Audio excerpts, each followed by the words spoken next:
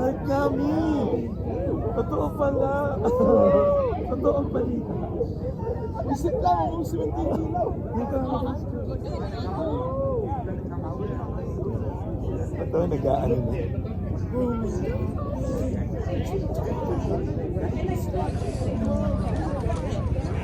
Look at that. It's 3. What's that? 319 na? Yeah. It's 319. Huh? 316. 3 more minutes. It's 3:16 p.m. It's 3:16 p.m. here in Niagara, Ontario. Now it's turning dark. Look at that.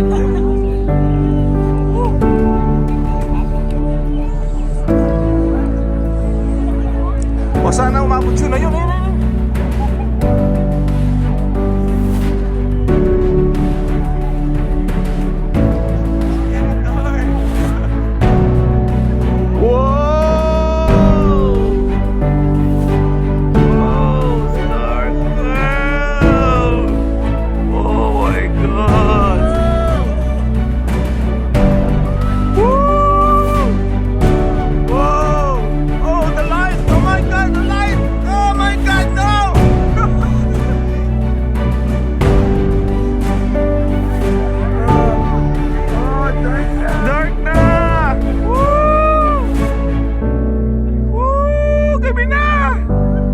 That. Oh! Whoa! Woo! Woo! Oh my God! Whoa! Whoa!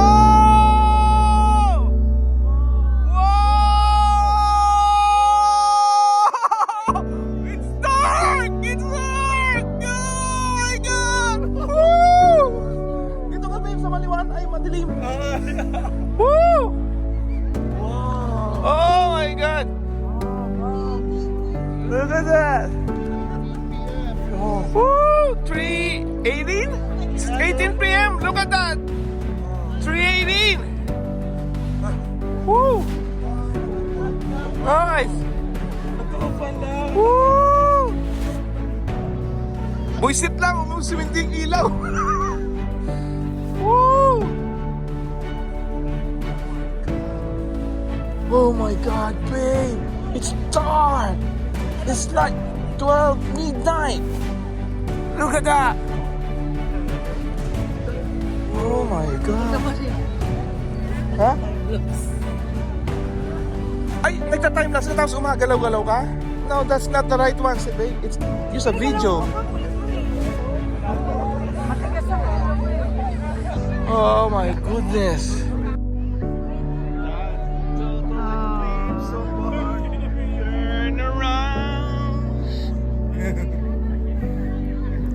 It's dark.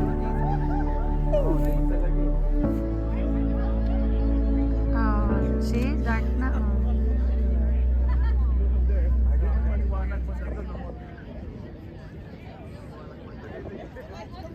Baka may fireworks sa Niagara.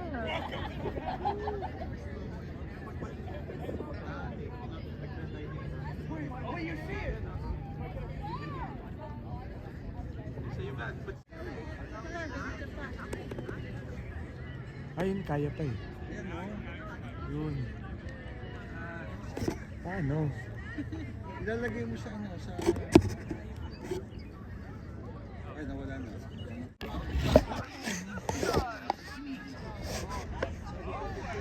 Naka-time is 9 na kami ito. 9? Ang galing.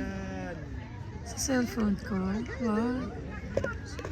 Guys, it was a nice experience to see this God's creation, the total eclipse 2024. So we decided to go here in Niagara,